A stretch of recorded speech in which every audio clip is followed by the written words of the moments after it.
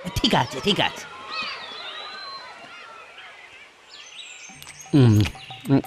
বুঝলে কিন্তু লাউ শাকের চচ্চড়িটা যা হয়েছে না, মুখটা যেন ছেড়ে গেল। বলি গোপাল বৌদি বাড়িতে আছো নাকি? ও গোপাল বৌদি। মনে হচ্ছে ন্যাপলার বাবা ডাকছে, যাই আবার গুচ্ছের মিথ্যে কথা বলে আসি। তোমায় যেতে হবে না গিন্নি, আমি দেখছি।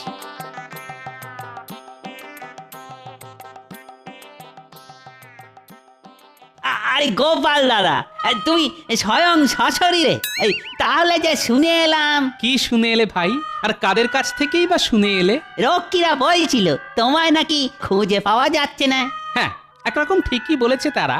আমি নিজের বাড়িতেই আত্মগোপন করে আছি। কেন আত্মগোপন করে আছো কেন?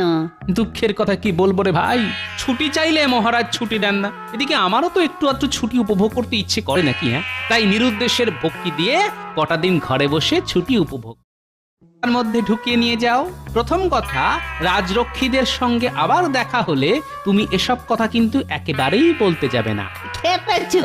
আর আমার নাতি নাতনিরা যেন আমার নিরুদ্দেশের কথা জানতে না পারে। জানলে কেটে কেটে সব একেবারে কুরুক্ষেত্র করে দেবে। তুমি নিশ্চিন্তে থাকতে পারো। কি নাকি খুঁজে পাওয়া যাচ্ছে না। ঠিকই শুনেছ রানী, আজ 5 দিন হয়ে গেল গোপাল বেপাত্তা। রক্ষীরা হন্যে হয়ে সারা কৃষ্ণনগর চষে ফেলেছে, কিন্তু কিন্তু গোপালের কোনো খবর আনতে পারেনি। এই তো তাহলে বড় চিন্তার কথা। কাউকে কিছু না বলে কয়ে কোথায় যেতে পারে গোপাল? সেটাই তো বুঝতে পারছি না। আচ্ছা রানী, গোপালকে কেউ আবার অপহরণ করে নিয়ে গেল না তো? অপহরণ?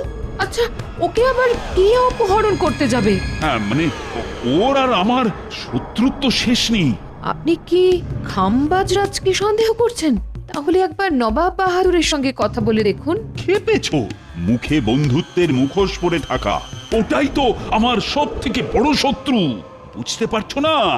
গোপালকে খুঁজে না পাওয়া গেলে ওরই তো সব থেকে বেশি সুবিধে হবে।